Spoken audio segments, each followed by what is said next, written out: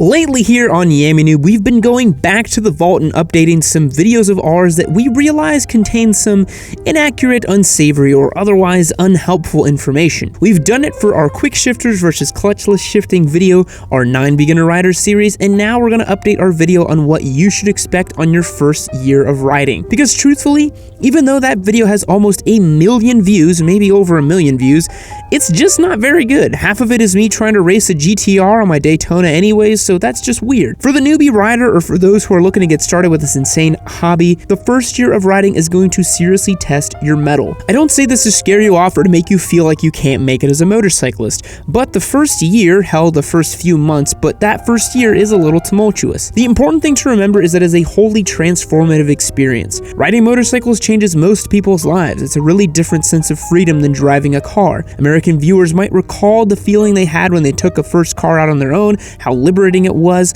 A motorcycle is like that, but multiplied by 1 million. There's nothing quite like it on this planet. So, before we begin, hello. It is me, your boy, Yammie Noob, back at it once again to deliver the content you've come to know and love. We crank out 5 high-quality motorcycle videos per week here on this channel, so I'm not saying you should subscribe. I'm simply saying that if you love getting near daily awesome motorcycle content, you should subscribe. We also give away motorcycles on this channel. Yes, you heard that right. We just gave away our Honda Hornet CB900F, and we've got an FZ07 up for grabs, and word on the grapevine is that our next bike is going to be a small displacement sports bike like a Yamaha R3 or an RC390. We are actually just now starting to vote for that motorcycle too, so hit the link below to learn more about how you could win and vote for the next bike of this series. Now, let's take a look at some of the things you can expect on your first year of riding. One thing we mentioned in our original video and I think still holds true is learning new skills.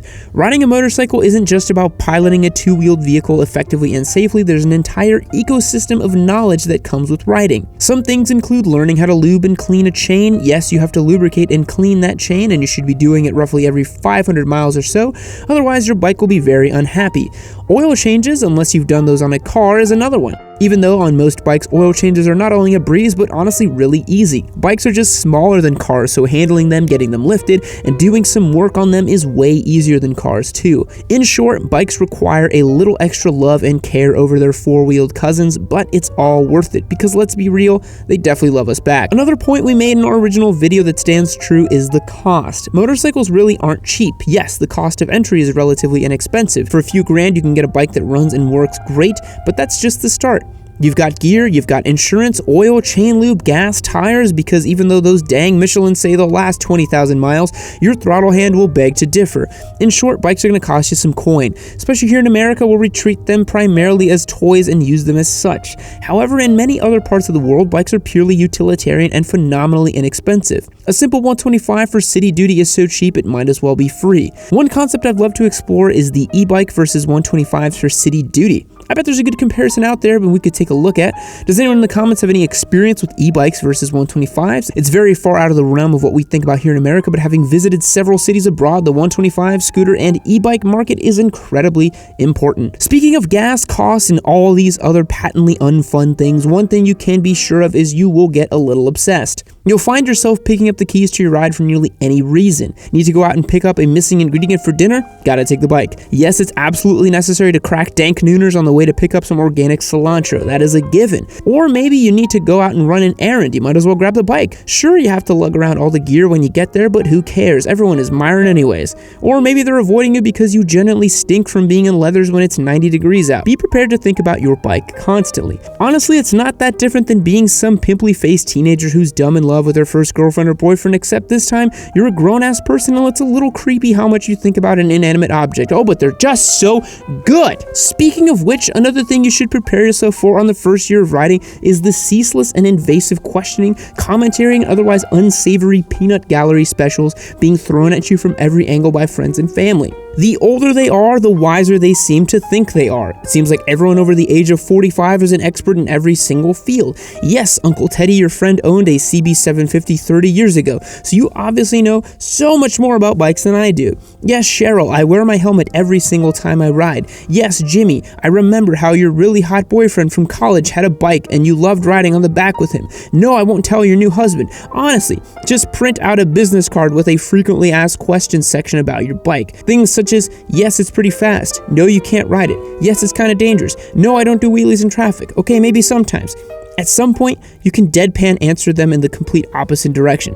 Sarcasm always plays well. Just kidding, play nice with your friends and family. They just don't get the love for bikes, but maybe they're riders themselves, and then you won't have this discussion at all. Another thing you should get ready for is that first biker wave. It will come when you least expect it. You will awkwardly react to it, but it will make you feel incredibly special. Like you're part of some secret club that no one else knows except you and this other random guy you probably won't see again. The biker wave is single-handedly the most satisfying thing about being a new rider. It's a way to instantly feel like you're part of the club because guess what? If you went through all that trouble to get a bike, your license, and you're out on the road, you are part of the club. Welcome fellow squid, time to get a Turbo Busa. Now, one thing that definitely isn't as fun but will happen to you is being scared shitless a few times. Whether it's the first time you ride in some pretty windy weather, a car cuts you off, or you have to grab a handful of brakes a little aggressively not to hit that guy in front of you, trust your brakes, hope you got a bike with ABS, you will encounter a situation that will make you question whether or not you want to keep doing this. You might pull over, feeling like the wind just got knocked out of you, and ask yourself, Christ, is this really worth it? And well, I'm not here to tell you that there's any one way to answer that question, but I sure hope that the answer to it is yes. I want you to keep riding. You'll have to push past that sense of fear and keep riding. It's not easy and it doesn't really come naturally, but that's how you grow. Operating outside of your comfort zone is how you'll become the rider you always imagined in your head, and honestly, the person you want to be too. But I do want to reiterate for posterity and to just cover my tracks, if you genuinely feel uncomfortable constantly while riding a motorcycle, please take some time to think if you really want to consider doing it. The last thing Papa Yam wants to see is you crash because you weren't comfortable, or worse, you hurt someone else. Be sensible, my dudes. Another fun part of the first year of riding is picking up all that motorcycle lingo and jargon that the cool kids use. High sides, low sides, knee dragging, wheelies, woolies, dank woolies, nooners, squids, Euro snobs, there's loads of terms in the motorcycle community.